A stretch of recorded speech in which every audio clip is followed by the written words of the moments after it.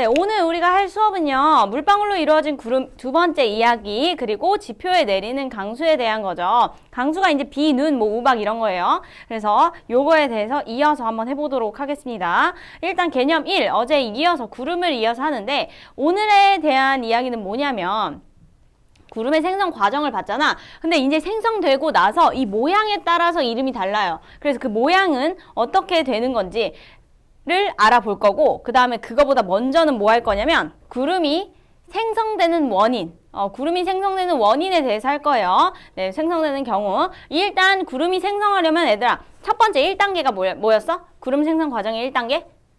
1단계가 바로 공기의 상승이었지. 그래서 구름이 생성되려면 공기의 상승이 일어나야 돼요. 그래서 이 공기가 상승하는 경우에 대해서 볼 거다 이 말이야. 알겠지? 일단 첫 번째 경우가 뭐냐? 따뜻한 공기와 찬 공기가 만날 때. 따뜻한 공기와 찬 공기가 이렇게 있어요. 네, 따뜻한 공기와 여기가 찬 공기겠죠. 얘네가 있는데 얘네가 만나면 어떻게 되냐?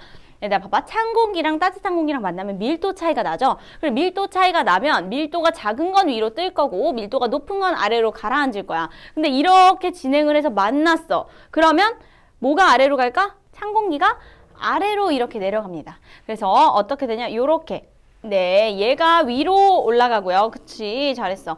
차가운 게 아래로 내려가게 돼요. 그래서 요렇게 공기가 상승하게 되는 거지. 지금 내가 상승하는 것만 이렇게 표시를 한 거야. 얘는 이제 밑으로 파고들고 얘가 이제 위로 이렇게 상승을 해요. 그래서 공기가 상승하는 현상이 발생하게 되는 거지.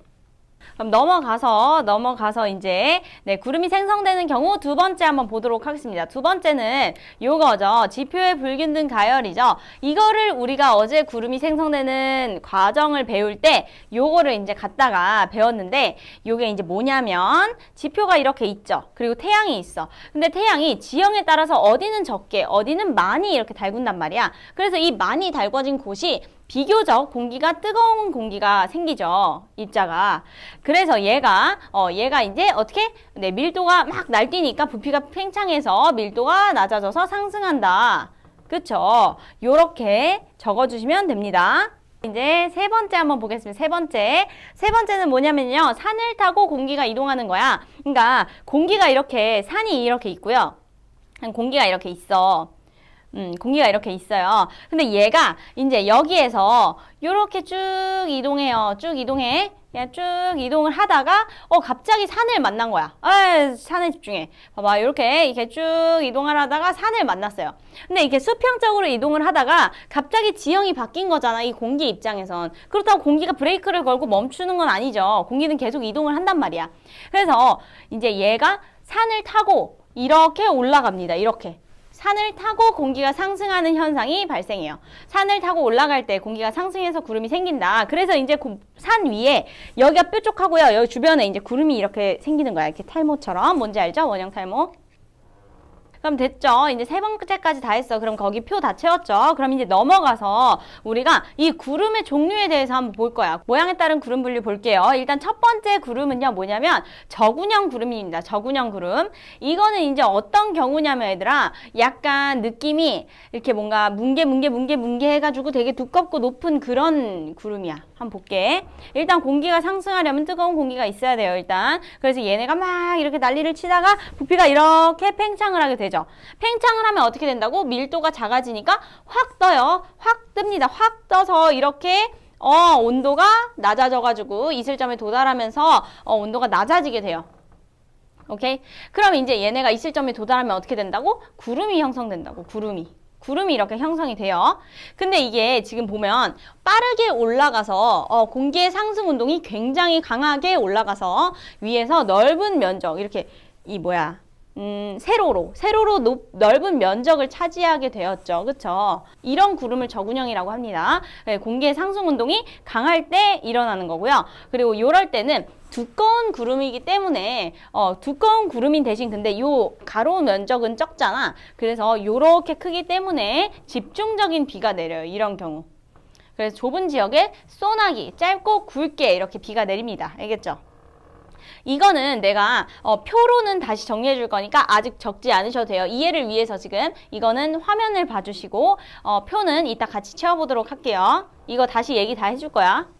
이게 이제 저군형, 정리는 이따 할 거니까 넘어가서 이번에는 층운형을 보겠습니다. 일단 층운형은 이름에서도 알 수 있듯이 층층층층층이라고 보면 돼요. 층층층층층 생기는 구름. 요것도 이제 역시나 이렇게 요런 구름이 있습니다. 그래서 얘가 이제 공기가 상승을 하는데 얘는 느리고 약간 넓게 퍼져서 이렇게 배치가 되는 거예요. 봐봐. 요렇게 배치가 되는 거. 그래서 이슬점에 도달해서 여기에 이렇게 넓은 면적에 얇게 생기는 구름을 층운형이라고 해요.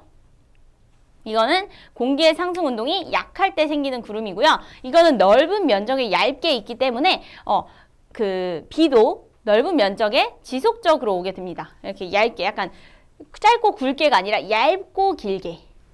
이제 표를 한번 정리를 해보도록 하겠습니다. 표 여기 있어요. 네, 저군형 구름과 층운형 구름이 있죠. 이때 모양을 이제 실제 사진으로 보면 이렇게 생겼어. 저군형 구름이 이렇게 이쁘지? 요렇게 파란 하늘에 그 부분만 아주 진하게 생기는 게 저군형 구름. 그리고 층운형 구름은요, 이렇게 층층층층층층 넓은 면적에 생기는 게 층운형이에요. 그래서 이 저군형 구름은요, 위로 솟는 모양을 가지고 있고요. 층운형 구름은 넓은 면적에 옆으로 퍼지는 모양을 가지고 있습니다. 생성하는 과정은요, 요거 저군형 구름은 공기가 상승할 때, 공기의 상승 운동이 강할 때, 그리고 층운형 구름은 공기의 상승 운동이 약할 때를 의미해요. 그래서 강수 같은 경우는 아까도 얘기했듯이 저군형 구름은요, 좁은 지역의 소나기, 짧고 굵은, 그리고 층운형 구름은 넓은 지역의 지속적인 비, 길고 얇게. 저군형 구름은요, 다 적이 들어가. 저군, 그리고 고저군, 정리는 이런 것들을 저군이라고 하고요. 저군형. 그 다음에 층운형 구름은요, 다 층이 들어가. 그래서 층은, 고층은, 난층은 이렇게 있습니다. 요것들은 이제 높이나 두께나 이런 모양에 따라서 이런 것들로 세세하게 나눠지는 거예요. 네, 그러면 이제 이거 적으셨으면 넘어가서 강수 보도록 하겠습니다. 네, 강수는요, 두 가지 설이 있어요. 온대나 한대 지방을 먼저 볼 건데요. 온대나 한대 지방이면 우리 지역 말하는 거야. 대한민국을 포함한 요 지방은요, 빙정설이라는 걸 추진하고 있는데요. 빙정설이라는 걸 추진이 아니라 뭔가 밀고 있는데 이게 뭐냐. 빙정설은요, 이렇게 일단 빙정이 있다는 거야. 빙정이 뭐냐면 얼음 알갱이에요. 그래서 얼음 알갱이가 이렇게 있는데 이제 이게 어디 있냐? 저 위에 구름 근처에 거기쯤에 있겠죠. 이슬점 위에 거기에 있어요. 거기에 이렇게 있어. 왜냐하면 온대나 한대 지방은 좀 추우니까 적도 지방보다는. 그래서 얼음 알갱이들이 있는데 근데 이제 여기서 근처에 수증기도 있겠죠. 수증기도 있죠. 수증기도 있는데 얘네가 이제 이렇게 막 이동을 할 거 아니야. 그냥 가만히 떠 있지 않잖아. 이동을 막 하다가 얼음 알갱이에 이러고 붙죠. 얼음 알갱이에 이러고 붙어서 이 얼음 알갱이가 점점 무거워지는 거야. 이 빙정이 점점 무거워져요. 무거워지다 중력의 한계를 느끼면 어떻게 되냐? 네, 밑으로 떨어지는데 이때 온도가 낮으면 뭘로 내려? 우리 뭘로 내려? 온도가 추우면 뭐로 내려? 요즘 많이 온 거? 눈으로 내리고요. 그 다음에 온도가 높다. 온도가 높으면 이게 녹아서 비가 되어 내리는 거죠. 얼음 알갱이에 수증기가 붙는다.